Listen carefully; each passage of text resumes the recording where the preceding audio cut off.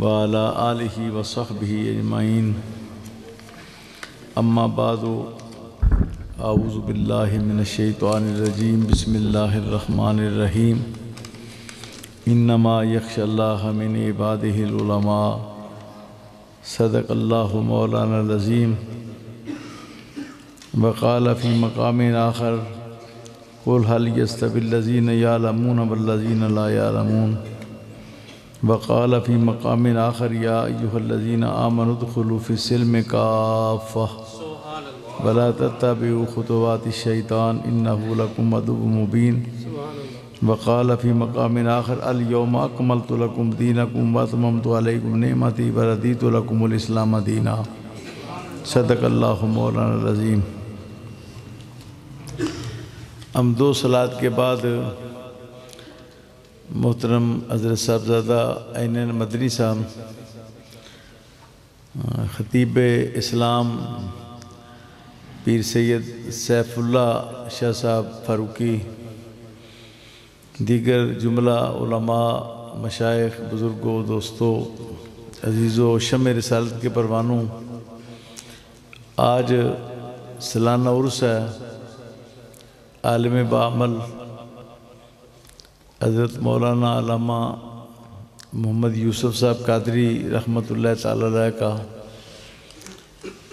آپ میں سے بھی جنہوں نے ان کو دیکھا، میں نے بھی تقریباً 2 دہائیاں ان کو دیکھا، وہ واقعتاً دین کا درد رکھنے والے عالم دین تھے اور وہ صحیح معنوں میں عالم بعمل تھے، اور ان کے دل میں واقعتاً اللہ تعالیٰ کی خشیت تھی۔ جو میں نے الفاظ پڑھے ہیں انما یخشی اللہ من عبادہ العلماء، خشیت اس خوف کو کہتے ہیں جس کے ساتھ محبت بھی ہو، کسی سے محبت بھی کرتا ہو اور ڈرتا بھی ہو کہ محبوب ناراض نہ ہو جائے، تو اس خوف کو خشیت کہا جاتا ہے جس کے ساتھ محبت بھی ہو۔ تو انما یخشی اللہ من عبادہ العلماء کے ایک ترجمہ تو یہ ہے کہ اللہ سے علماء ہی ڈرتے ہیں، کیونکہ ان کے پاس علم ہے، وہ اللہ کی شانوں کو جانتے ہیں، اس لیے وہ اللہ سے ڈرتے ہیں۔ دوسرا اس کا اگر اثر مقلوبی ہو تو پھر معنی ہے کہ جو علماء ہوتے ہیں نا وہ صرف اللہ ہی سے ڈرتے ہیں۔ ایک معنی ہے کہ علماء ہی اللہ سے ڈرتے ہیں، دوسرا معنی ہے کہ علماء صرف اللہ ہی سے ڈرتے ہیں۔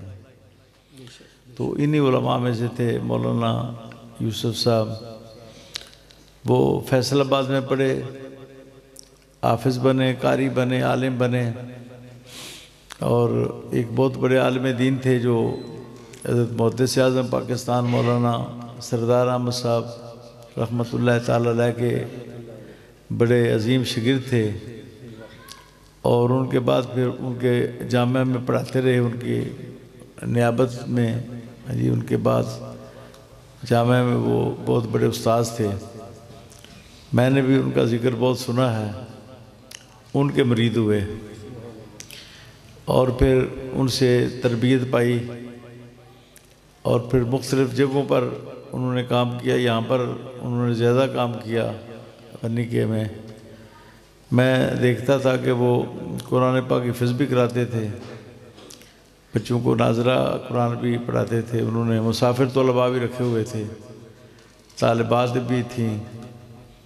غنیکے میں انہوں نے مضافات میں بہت سے مردوں کو عورتوں کو دین اسلام کی تعلیم دی، بہت محنتی تھے وہ۔ پھر وہ محنت کر کر کے بیمار ہو گئے۔ جو محنتی بندہ ہوتا ہے جلدی بیمار ہوتا ہے، تو بیماریاں لاحق ہو گئیں، پھر وہ اللہ کو پیارے ہو گئے، اور آپ کے پاس ہی اسی غنیکے کے قبرستان کے اندر وہ آرام فرما رہے ہیں۔ تو بہت عظیم شخصیت تھے۔ بعد میں وہ میرے ساتھ کام کرتے رہے۔ پہلے جماعت اہل سنت پاکستان میں مرکزی ناظم اعلیٰ تھا پورے ملک کا۔ جب متحدہ ہوئی جماعت، تینوں گروپ اکٹھے ہوئے، اس میں میری بھی کوشش شامل تھی، تو تنظیم سازی ہوئی۔ ایک بزرگ تھے یہاں، غالباً ان کا نام مولانا حافظ نذیر صاحب تھا، ان کو حافظ آباد کا صدر مقرر کیا، اور مولانا یوسف صاحب بھی ادھر اس علاقے میں کام کرتے رہے۔ پھر بعد میں جب عالمی تنظیم اہل سنت میں نے بنائی تو حضرت مولانا یوسف صاحب اس کی شورا کے ممبر بھی تھے اور ضلع کے امیر بھی تھے۔ انہوں نے بہت تکڑی تنظیم یہاں پر قائم کی، اور جتنے بھی ہمارے پروگرام ہوتے تھے ناموس رسالت کے یا ختم نبوت کے یا قرآن کریم کی عزت و حرمت کے بارے میں جب کوئی توہین کرتا اندرون ملک یا بیرون ملک تو پھر احتجاج ہوتا۔ اس میں ٹرین مارچ بھی ہوئے۔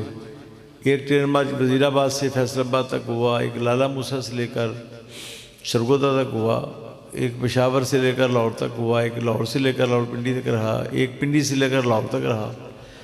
یہ 5-6 ہم نے ٹرین مارچ کیے۔ ان میں ان کا بڑا حصہ تھا مولانا یوسف صاحب کا، اور وہ ڈرتے نہیں تھے۔ ان کی یہ خوبی تھی کہ وہ ڈرتے نہیں تھے، اللہ ہی سے ڈرتے تھے بس۔ اور ایک عالم دین جو ہوتا ہے وہ اللہ ہی سے ڈرتا ہے۔ انما یخشی اللہ من عبادہ العلماء، اللہ کے بندوں میں سے صرف علماء ہی اللہ سے ڈرتے ہیں، یا وہ صرف اللہ ہی سے ڈرتے ہیں۔ علماء جو ہوتے ہیں وہ صرف اللہ ہی سے ڈرتے ہیں۔ تو واقعتاً وہ اللہ تعالیٰ سے محبت کرنے والے عالم دین تھے۔ پھر انہوں نے مجھے مطالبہ کیا کہ میں ان کو اپنی بیعت میں لوں، سلسلے میں شامل کروں۔ وہ کہتے تھے کہ وہ جو میرے استاذ تھے ان کے عادتیں جو ہیں نا آپ کی ان سے ملتی جلتی ہیں، تو اب میں آپ کی بیعت ہونا چاہیے۔ میں نے کہا بڑے پیر فقیر ہیں، کسی اور جگہ پر بیعت ہو جاؤ۔ کہنے لگے نہیں، میں نے آپ ہی اسے بیعت ہونی ہے۔ تو پھر انہوں نے مجھے جیسے ایک پہلوان دوسرے پہلوان کو گرا لیتا ہے نا، انہوں نے مجھے گرا لیا، مجھ پر غالب آ گئے اور میرے وہ بیعت ہو گئے، وہ بالجبر مرید ہو گئے میرے۔ تو میں تو ان کو مرید نہیں کرنا چاہتا تھا، کیونکہ پہلے ہی وہ بڑی اچھی جگہ پر بیعت تھے، تو مرید ہو گئے۔ پھر انہوں نے خلافت بھی ان کو مل گئی سلسلہ قادریہ کی۔ تو یہ ساری چیزیں جو ہے نا وہ ان میں نے دیکھی، جو میں آپ کے سامنے بیان کر رہا ہوں۔ تو آج کل ایسے علماء کی بہت کمی ہے جو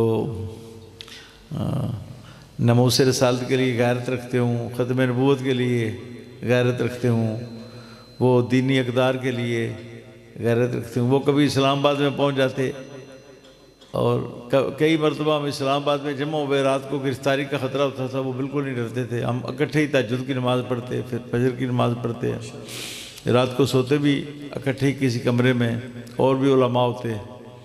تو ان کے اندر نہ بالکل خوف نام کی کوئی چیز نہیں ہوتی تھی، بڑے وہ جذبے کے ساتھ آتے۔ لاہور بھی کئی مرتبہ ان کو بلایا آگے، گجرات تو بہت ان کو بلایا میں نے، جہاں پر بھی ان کو بلایا جاتا تھا وہ آ جاتے تھے۔ ان کے پاس وسائل ہوں یا نہ ہوں، اللہ تعالیٰ کی مدد سے وہ پہنچ جاتے تھے۔ وہ بہت یاد آتے ہیں مولانا محمد یوسف صاحب، اللہ تعالیٰ ان کے درجے بلند فرمائے۔ اب ان کی جگہ پر ان کے صاحبزادہ صاحب کام کر رہے ہیں الحمدللہ۔ یہ بھی ماشاءاللہ یونیورسٹی میں، اسلام آباد یونیورسٹی میں انہوں نے تعلیم حاصل کی ہے، اور بڑے اچھے مقرر بھی ہیں۔ اور مجھے بتا رہے تھے کہ درجنوں بچے صبح پڑھتے ہیں میرے پاس۔ کچھ بچے جو ہیں یہاں پر اقامت پذیر بھی ہیں، جن کے کھانے کا بندوبست بھی ہوتا ہے، لیکن ابھی ضرورت ہے اس جامعہ کے لیے کچھ کمرے اس طرف بن جائیں، تو اس کے لیے بھی مالی معاونت کی جو ہے نا مسلمانوں کو معاونت کرنی چاہیے۔ دوسرے نمبر پر آپ کو پتہ ہے کہ بل بہت زیادہ آتے ہیں۔ اب تو گھروں کے بل اتنے زیادہ آتے ہیں کہ ادا کرنا مشکل ہو جاتا ہے۔ ہاں جی، آپ یقین جانیے کہ میرا چھوٹا سا گھر ہے کوئی 4 مرلے میں، تو اس کا 85,000 روپے بل آ گیا پچھلے مہینے۔ ہاں جی، 85,000 روپے۔ کوئی ہیٹر وغیرہ چلاتے ہیں نا سردیوں میں بیمار لوگ، تو 85,000 روپے بل آ گئے ایک چھوٹے سے مکان کا۔ تو بڑے بڑے بل آ رہے ہیں۔ ہمارے جامعہ کے ادارے کے جو بل ہیں وہ بہت زیادہ آتے ہیں، گیس کے، بجلی کے۔ تو اب مدرسے چلانے آسان نہیں ہے، بہت مشکل ہے، لیکن یاد رکھیں مدرسے ہوں گے تو مسجدیں آباد ہوں گی۔ مدرسوں میں عالم تیار ہوگا تو وہ محراب کو آباد کرے گا، ممبر کو، بیٹھے گا، تقریر کرے گا، لوگوں کو دین سمجھائے گا۔ عالم نہیں پیدا ہوگا تو مسجد کو کون آباد کرے گا؟ اگر قاری نہیں ہوگا، حافظ نہیں ہوگا تو بچے کون پڑھائے گا قرآن پاک؟ مسجدیں کیسے آباد ہوں گی؟ تو مسجدوں کو آباد کرنا ہمارا فریضہ ہے مسلمانوں کا، کیونکہ مسجدیں جو ہیں یہ خانہ کعبہ کا ذیل ہیں پوری دنیا کے اندر، اور ان کا ایک بڑا مقام ہے، مرتبہ ہے، مرکزیت ہے اسلام کے اندر مسجدوں کی، اور ان کی بڑی ضرورت ہے، افادیت ہے۔ مسجدوں کا ہونا ضروری ہے ہر جگہ پر، اور مسجدوں کو مدرسے آباد کرتے ہیں۔ مدرسے نہ ہوں تو مسجدیں نہیں آباد ہو سکتی، اس لیے مسجدوں کو آباد کرنے کے لیے مدرسوں کو آباد کرنا بہت زیادہ ضروری ہے۔ اور اب مدرسے چلانا بہت مشکل ہو گیا ہے، اب تھوڑی بہت تنخواہ سے تو بنتا ہی کوئی نہیں، اسی لیے تو بلاول نے اعلان کیا کہ میں تنخواہیں 2 گنا کر دوں گا۔ پتہ نہیں اب 2 گنا ہوتی ہیں کہ نہیں ہوتی جی، تو باقاعدہ نہیں 2 گنا بھی ہو جائے تو کچھ نہیں بنتا۔ ایک آدمی کی 20,000 روپے تنخواہ ہے، 40 ہو جائے تو کیا بنتا ہے؟ 40 سے بھی ایک مہینہ گزارنا ایک بال بچے دار کے لیے بہت مشکل بات ہے۔ تو تنخواہیں بڑھانے کی ضرورت ہے، اماموں کی بھی، ورنہ مسجدیں جو ہیں ان کا کام رک جائے گا کچھ عرصے کے بعد، یعنی پھر نئے لوگ چلائیں گے مسجدوں کو، ان پڑھ لوگ چلائیں گے، اور لوگ اپنے بچوں کو پڑھائیں گے ہی نہیں، وہ کہیں گے یہ تنخواہ ہی کوئی نہیں، تو بچے کو رکشے کا جو ہے نا رکشے پر لگا دیتے ہیں، یا اس کو اس پر لگا دیں، کیب پر لگا دیتے ہیں، ٹیکسی پر، یا بچے کو کوئی چھوٹی موٹی دکان بنا دیتے ہیں۔ ہاں جی، کچھ 4 پیسے کما لے گا تو اپنی گزر کا تو کرے گا نا۔ تو میں نے تو برطانیہ میں دیکھا ہے کہ بہت سے علماء نے بچوں کو چھڑا دیا ہے ادھر سے، اور ان کو ٹیکسیاں خریدی ہیں، کیب خریدی ہیں، چھوٹے موٹے کاموں پر وہ ان کو جنرل سٹور میں ملازم کرا دیا ہے، پیٹرول پمپ پر ان کو کرا دیا ہے، بیکریوں میں کرا دیا ہے۔ بچوں کو کہتے ہیں جی جتنی مسجد میں مہینے میں تنخواہ ملتی ہے نا، اس کو 3-4 دن میں اتنی آمدن ہو جاتی ہے۔ تو اب لوگ اس کو چھوڑ رہے ہیں، تو کمزوری تو پھر مسلمانوں کی بنتی ہے نا جی۔ اس لیے کہ اگر مسجدوں کے اماموں کی خدمت کریں مسلمان، ان کی ضرورتیں پوری کرنا مسلمانوں کا فرض ہے۔ ایک امام جو ہوتا ہے اس کی کل وقتی ڈیوٹی ہوتی ہے، یہ نہ سمجھیں کہ وہ صرف نماز پڑھاتا ہے، وہ 24 گھنٹے کا مسجد کا پابند ہے۔ کوئی فوت ہو جائے تو جنازہ پڑھانے کا پابند ہے، کوئی نکاح پڑھانا ہو تو نکاح پڑھانے کا وہ پابند ہے، گھر میں ختم کہنا ہو تو ختم کہنے کا وہ پابند ہے، اور وہ زور کے بعد کہیں نہیں جا سکتا، آگے اس کی اثر آ رہی ہے، پڑھانی ہے۔ عصر کے بعد کہیں نہیں جا سکتا، اس نے مغرب پڑھانی ہے، مغرب کے بعد کہیں نہیں جا سکتا، اس نے عشاء پڑھانی ہے، عشاء کے بعد کہاں جائے گا، آگے فجر آ رہی ہے، تو پھر بچوں کو بھی پڑھانا ہوتا ہے 2 ٹائم۔ تو یہ کل وقتی نوکری ہوتی ہے مسجد کی، اس لیے اس پر توجہ دینے کی ضرورت ہے۔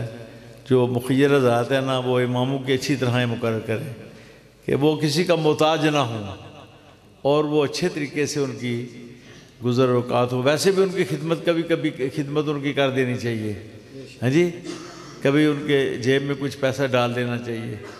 مجھے ایک واقعہ یاد آ گیا، مولانا عبدالخور ہزاروی وزیر آباد والے میرے استاد محترم تھے، تو وہ کسی نے کہا جی ہزاروی مسجد کا پیسہ کھاتا ہے، تو وہ جمعے والے دن نہ انہوں نے نہ اس بندے نے بلا لیا، اس بندے کو بلا لیا سامنے، صف نمبر 5 میں نا آپ نے بیٹھنا ہے، کوئی ضروری بات ہے۔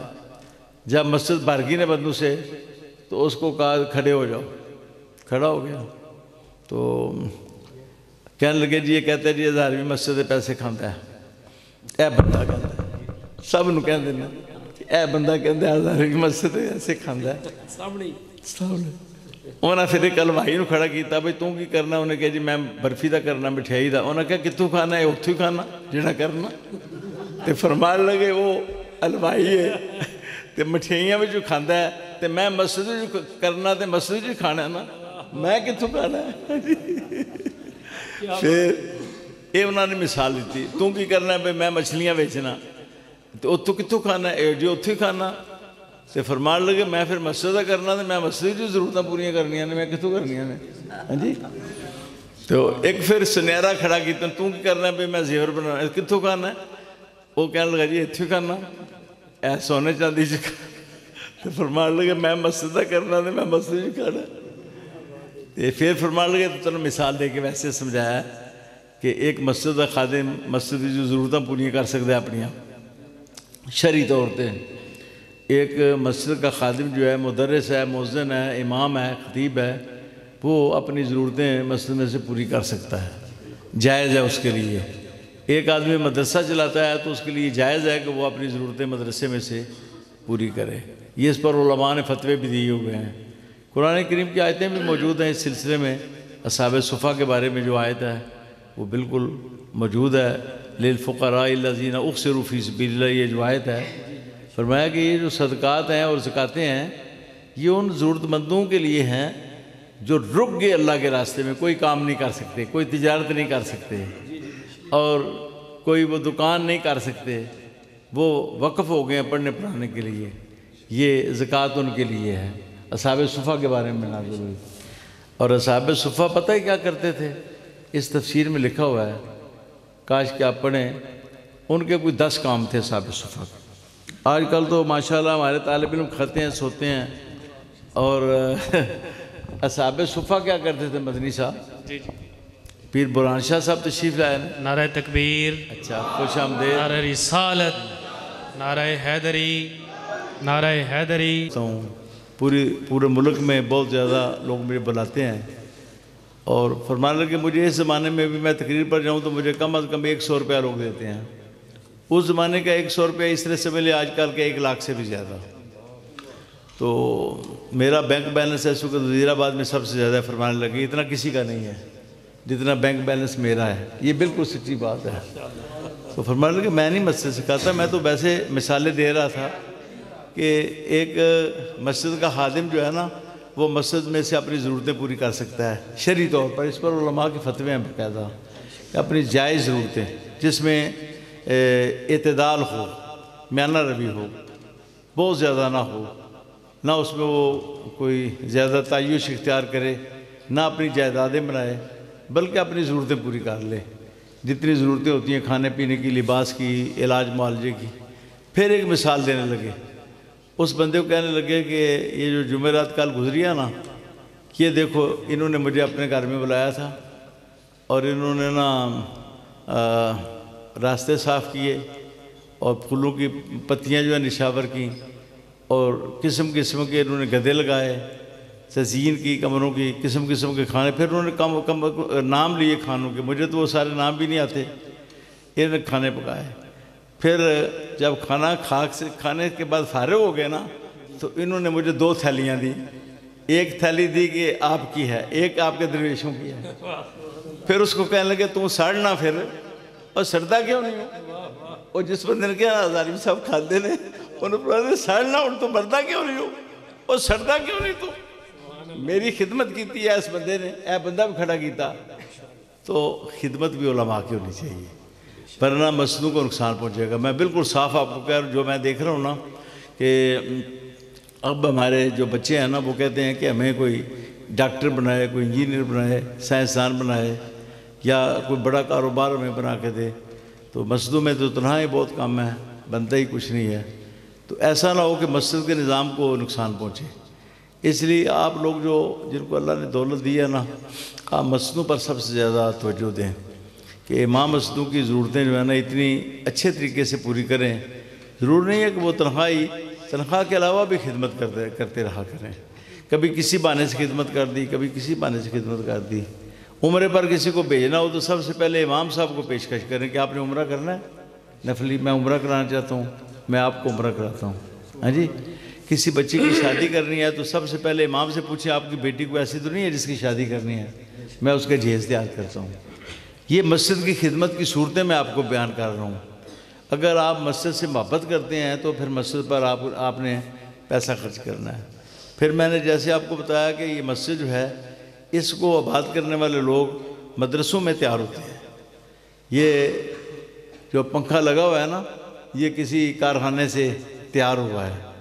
تو مسجد میں یہ پنکھا لگانے کے لیے وہ کارخانہ بھی ضروری ہے.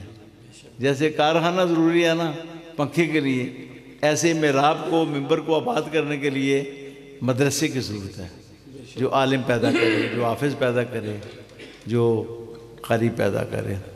تو اس مدرسے کے لیے میں جو دیکھ رہا ہوں یہاں پر پیسے کی بہت کمی ہے جو مجھے محسوس ہوئی ہے، اور مولانا یوسف صاحب جو ہے نا وہ تو بڑے محنتی تھے، اور وہ واقفیت بھی ان کی بہت زیادہ تھی، اور عالم بھی بڑے تکڑے تھے، تو ان کی خدمت تو اچھی ہوتی تھی۔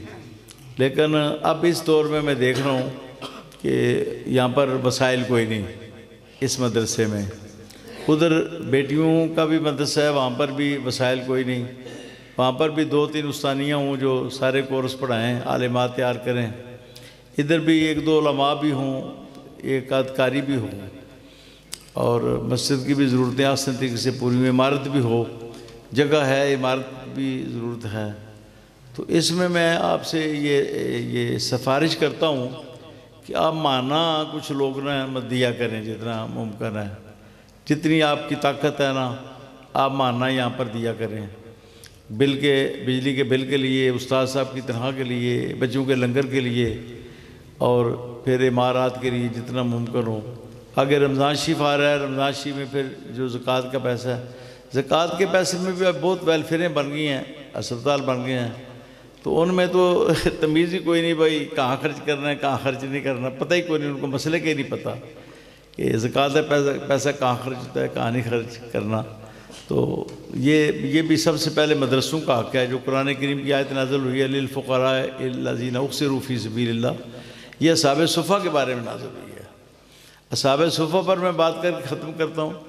اصحاب صفہ جو ہیں ان کی کم و بیش 10 ذمہ داریاں تھیں، اور وہ تقریباً 70 تک بھی تعداد ہوتی تھی، زیادہ بھی، کل 400 سے زیادہ ہیں اصحاب صفہ حضور کے۔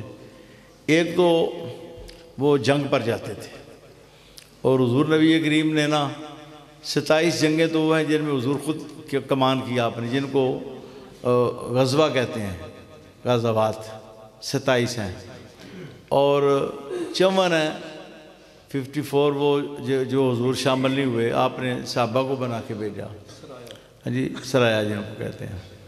تو سرایا میں دیکھو، میں ایک بتاتا ہوں آپ کو، میرٹ پر بات ہوتی ہے ساری، تو حضرت جعفر طیار کتنے بڑے صحابی تھے، حضرت مولا علی کے بڑے بھائی تھے، اور بنو ہاشم کے سرداروں میں سے تھے، ہاں جی، لیکن حضور نبی کریم نے ایک غلام کو سپہ سالار مقرر کیا، ہاں جی، زید بن حارثہ کو، اور حضرت جعفر طیار نے کوئی اعتراض نہیں کیا۔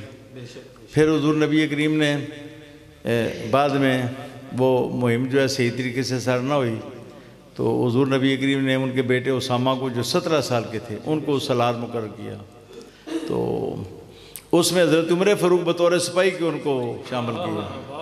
عمر فاروق قریش کے سرداروں میں سے بھی تھے، حضور کے سسر بھی تھے، اور آپ کے معتمد ساتھی بھی تھے، اور بڑے صحابہ میں سے تھے، اکابر صحابہ میں سے تھے، ہاں جی، ان کو سپاہی مقرر کیا۔ اور 17 سال کا نوجوان اسامہ جو ہے نا، ان کو اس کا تو میرٹ پر ہوتا تھا، اگرچہ بنو ہاشم کی شان زیادہ ہے، اگرچہ بنو فاطمہ کی شان اور زیادہ ہے، ہاں جی، تو حضور نبی کریم کے سارے کام جو ہے نا میرٹ پر ہوتے تھے۔ تو یہ میں نے ویسی مسئلہ بیان کر دیا۔ تو اصحاب صفہ جو ہے نا، سب سے پہلا کام تو تھا کہ حضور نبی کریم سے قرآن اخذ کرتے تھے، آگے پھر مسلمانوں تک پہنچاتے ہیں۔ دوسرے نمبر پر حدیث لیتے تھے، اس میں بھی صفہ میں سے ایک تھے حضرت ابو ہریرہ، جو 4 سال حضور کی خدمت میں رہے، صرف 4 سال۔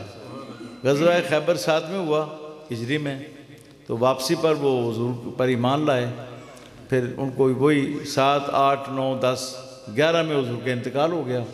4 سال رہے، 4 سال میں انہوں نے 5374 حدیثیں روایت کی۔ 5000 کسی صحابی نے روایت نہیں کی، کوئی صحابی 3000 سے اوپر نہیں جا سکا، مردوں میں سے اور عورتوں میں سے 3000 سے نیچے ہیں سب صحابہ، اور حضرت ابو ہریرہ 5374، یہ اصحاب صفہ تھے، یعنی حضور سے انہوں نے حدیث لی، آگے پہنچائی، قرآن لیا، آگے پہنچایا۔ جنگوں میں عرب کا تیار رہتے کہ حضور بھیجیں۔ پھر ان کی ایک ڈیوٹی تھی سیکورٹی، حفاظت۔ کوئی شخص آپ جانتے ہیں کہ حضور پر حملہ نہیں کر سکا، بڑی دشمنی تھی، بڑی منافقین بھی بہت تھے، یہودی بھی تھے مدینہ شریف میں ابتدا میں، تو کوئی حملہ نہیں نہ کر سکا، حملہ کرنے کی جرت ہی کسی کو نہیں ہوئی، کیونکہ اصحاب صفہ پر سکوٹی ان کو نہ صرف مدینہ شریف میں، مدینہ شریف کے ارد گرد کئی میلوں تک رات کو گھوڑے دوڑاتے تھے کہ کوئی شاید مدینہ شریف پر حملہ نہ کرے، تو سکوٹی حضور کے حجروں کی، آپ کے گھر کی، آپ کی ذات اقدس کی سکوٹی، مدینہ شریف سارے شہر کی وہ سکوٹی کرتے تھے، یہ بھی ان کا۔ پھر کوئی مہمان آئے تو نہ صرف اس کو کھانا دینا بلکہ اس کے جانوروں کو چارہ ڈالنا، ان کی حفاظت کرنا، اونٹوں کو باندھنا، گھوڑوں کو باندھنا کس جگہ پر، پھر اس کو چارہ ڈالنا۔ کئی مرتبہ 20 30 40 60 مہمان آ جاتے تھے، اصحاب صفہ ان تمام مہمانوں کو سنبھالتے، کتنی خدمت، پھر مسجد نبی کی صفائی کرنی، ہر وقت مسجد نبی کو صاف کر کے رکھنا اور اس کی حفاظت کرنا، پھر حضور کو حجروں کی صفائی کرنا، ان کی مرمت کرنا، پھر حضور نبی کریم کی اونٹنیاں ہوتی تھی باہر، تو وہاں سے اونٹ دودھ دونا اور حضور کے تمام حجروں میں وہ دودھ پیش کرنا بیویوں کو، یہ اصحاب صفہ ذمہ داریاں انجام دیتے تھے۔ پھر پانی بھر کے لاتے تھے مختلف کنوؤں سے، جن کا پانی حضور کو پسند ہوتا تھا، وہاں سے پانی بھر کے حضور کے تمام حجروں میں، 9 اس وقت حجرے تھے جس وقت حضور کا انتقال ہوا، اس وقت 9 بیویاں تھیں حضور کی، تو 9 گھروں میں اس وقت اصحاب صفہ پانی بھی بھرتے تھے، دودھ بھی لاتے تھے، صفائی بھی کرتے تھے، راکھی بھی کرتے تھے، اور پھر دن رات حضور کی خدمت میں رہتے کہ سرکار کو حکم کریں تو پیش ہو جائیں۔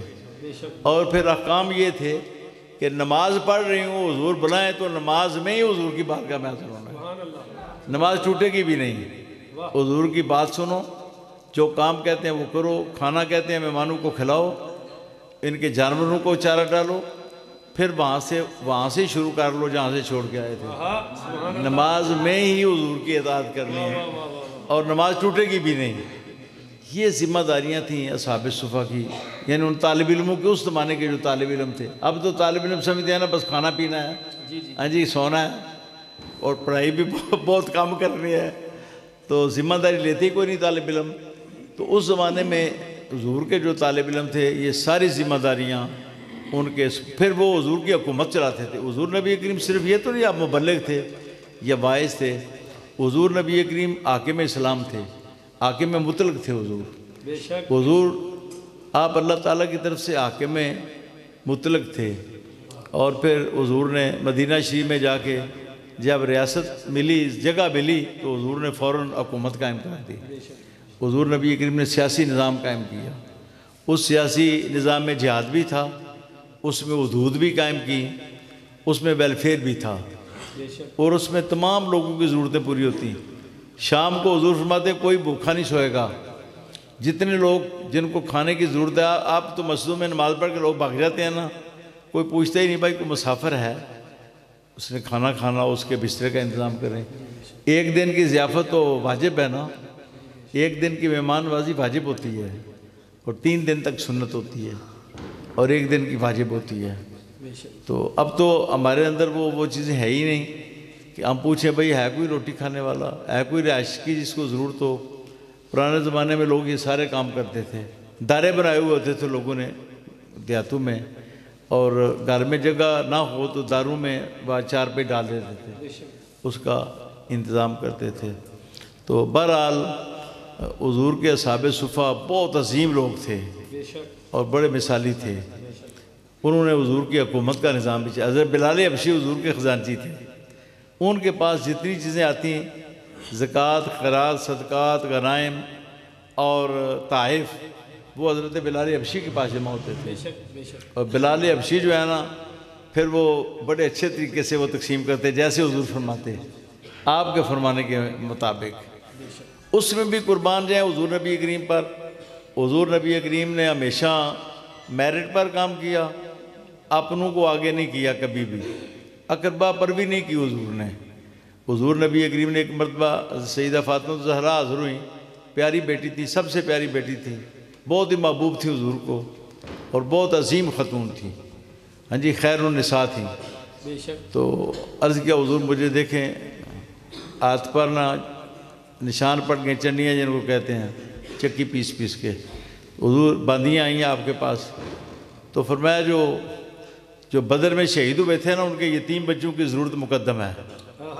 جو بدر میں شہید ہوئے تھے نا ان کے بچوں کی ضرورتیں مقدم ہیں مجھے، میرے لیے، میرے اہل بیت پر.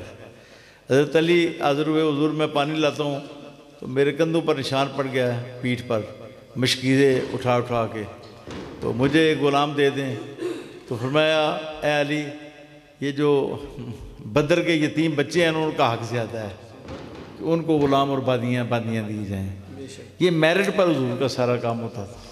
اگرچہ اہل بیت کی بہت شان ہے، بہت مرتبہ ہے، بہت مقام ہے، لیکن حضور نبی کریم ضرورت مندوں کو ترجیح دیتے تھے دوسرے لوگوں کو. پھر شام کو گھر میں تشریف لے گئے اور دیکھا پریشان ہیں، ان کو دیا نہیں. تو فرمایا کیا تمہیں میں ایک ایسی چیز نہ بتاؤں جو غلام اور باندی سے بہتر ہو؟ 33 مرتبہ سبحان اللہ پڑھ لیا کرو نماز کے بعد، 33 مرتبہ الحمدللہ اور 34 مرتبہ اللہ اکبر پڑھ لیا کرو، تو اس میں تمہیں زیادہ ثواب ملے گا. بہرحال میں آپ کو اب ہمارے خطیب پاکستان حضرت صاحبزادہ پیر سید شبیر حسین شاہ صاحب کے بالکل شبیہ، اور بعض قاریوں تو ایسے پتہ چلتا ہے کہ وہی حافظ آباد کے بادشاہ کر رہے ہیں تشریف لے آئے ہیں. ان کے بڑے بھائی میرے بڑے دوست تھے، مہربان بھی تھے جی. ان کے جنازے میں شامل ہوا. اللہ تعالیٰ ان کے درجے بہت بلند کرے. مجھ سے بہت پیار کرتے تھے، شفقت فرماتے تھے مجھ پر. میں بھی سادات کا بہت ادب کرتا ہوں، بہت احترام کرتا ہوں. تو آج کل تو میں نظر بھی مانوں تو میں کہتا ہوں یا اللہ میرا کام ہو گیا نا. تو ایک سید زادی تھی، امام حسن کی پڑپوتی تھیں، سیدہ نفیسہ، جن کا مصر میں مزار ہے. بہت بڑی عالمہ فاضلہ تھیں، مفتیہ تھیں، محدثہ تھیں. امام شافعی ان کے پاس پڑھنے کے لیے جاتے تھے، امام احمد حنبل بھی ان کے پاس پڑھنے کے لیے جاتے تھے. اتنی عظیم عالمہ تھیں. تو نظر مانتا تو میں کہتا ہوں یا اللہ یہ کام ہو گیا نا تو میں حضرت سیدہ نفیسہ کو ثواب چاہنے کے لیے نا اتنا نذرانہ پیش کروں گا، اور پیش کس کو کروں گا؟ وہ بھی سادات کو پیش کروں گا. جو سید زادے ہوں گے نا میں ان کو پیش کروں گا. آج کل تو میری بہت زیادہ توجہ ہے سادات کی خدمت کی طرف. تو کر تو میں کوئی نہیں پاتا، لیکن جذبہ بہت رکھتا ہوں. سادات کی خدمت ہو جائے، ان کا ادب ہو جائے، ان کا احترام ہو جائے.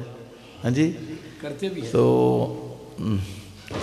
میں نے جو باتیں کہنی تھی وہ کہہ لی ہیں. وہ یہی ہے کہ مولانا یوسف صاحب کا مدرسہ آپ نے چلانا ہے، اس مسجد کو بھی آپ نے چلانا ہے. اس کے اخراجات جو ہیں اس کے چندہ نہ، یہ نہ ہو کہ بل آئے تو حافظ صاحب بیٹھ جائیں اسپیکر پر، لو جی کون بل دے گا، 2600 بل آ گیا ہے، 26,000 آ گیا ہے، تو کون دے گا، کون 100 روپے دے گا. یہ مسجد میں یہ نہ ہو کہ جیسے خیرات مانگتے ہیں. میں آپ کو برطانیہ کی ایک مثال پیش کرتا ہوں. وہاں پر نا ایک شخص میرے پاس آیا جو کسی چرچ میں تھا، وہ تھا پادری. تو اس کو پتہ چلا کہ پاکستان سے ایک پادری آیا ہوا ہے. مجھے وہ کہنے لگا کہ پاکستان سے ایک مولوی آیا ہوا ہے پادری. ہم بھی پادری ہیں، وہ بھی اسلام کا پادری ہے. تو پوچھتے ہیں اس سے اسلام کے بارے میں کوئی باتیں پوچھتے ہیں. میں نے اس کو نا بہت کچھ بتایا. تو پھر میں نے اس سے پوچھا کہ ہمارا مسجدوں کا نظام تو چندے پر چلتا ہے اور آپ کا جو چرچ ہے اس کا نظام کیسے؟ اس نے کہا جی اتنا پیسہ حکومت دیتی ہے کہ چرچ بھی چلاتے ہیں اور پورے علاقے کے ضرورت مندوں کی ضرورتوں کے لیے ہم مدد کرتے ہیں. ہم بیوہ عورتوں کی، یتیم بچوں کی، ضرورت مندوں کی، جو بچے جن کو تعلیم کے لیے ضرورت ہوتی ہے، علاج معالجے کے لیے جن لوگوں کو ضرورت ہوتی ہے، جو بھی آ جائے اتنا فنڈ ہوتا ہے کہ ہر بندے کو ہم دے سکتے ہیں. اس طرح وہ ان کی حکومتیں جو ہے نا وہ چرچ کا مقام بلند کرتی ہیں. اور ہماری مسجدیں جو ہیں ان کو ہم نے غذا پر لگا دیا ہوا ہے، مانگنے پر لگا دیا ہے. بل کے لیے بھی مانگتے ہیں، صف کے لیے بھی مانگتے ہیں، پنکھے کے لیے بھی مانگتے ہیں، ٹائل لگانے تو اس کے لیے بھی ہم نے مانگنا ہے، اسپیکر پر سب لوگوں کو بتانا ہے. دشمنوں کو بھی، اسلام کے دشمن بھی ہوتے ہیں کچھ لوگ، منافقین بھی ہوتے ہیں، ہاں جی کچھ غیر مسلم بھی ہوتے ہیں.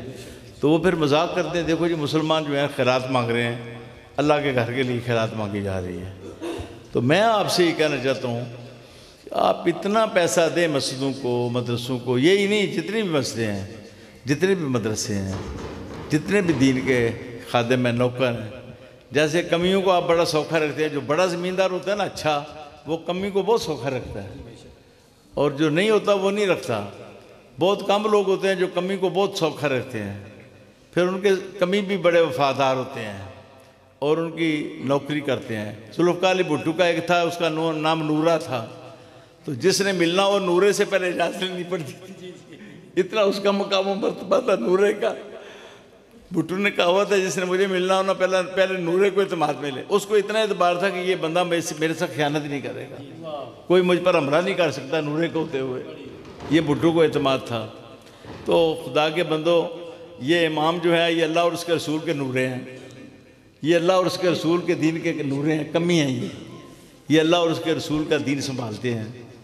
ان کا خیال رکھو، اگر اللہ نے تمہیں دولت دی ہے تو یہ بہترین مصرف ہے، سب سے بہترین مصرف قرآن ہے، قرآن کی تعلیم ہے، نماز ہے، نماز کی اقامت ہے، اذان ہے، اذان کی اقامت ہے، مسجد کے نظام کو چلانا ہے، مدرسے کے نظام کو چلانا ہے، حافظ قاری پیدا کرنے ہیں تاکہ مسجدوں میں اچھے لوگ ممبر پر بیٹھیں، محراب و ممبر آباد ہو، اچھے طریقے سے لوگوں کی تربیت ہو، بچوں کی دین کے حوالے سے تعلیم ہو۔ یہ سب سے بڑا کام ہے۔ میں آپ کو یہی کہنا چاہتا ہوں، اللہ تعالیٰ ہم سب کو عمل کرنے کی توفیق عطا فرمائے۔ تو انہوں نے 10-15 منٹ دے دیو، ادو بعد پھر یہ تکی بادشاہ نے سارے نعرہ تکبیر، نعرہ رسالت، نعرہ حیدری۔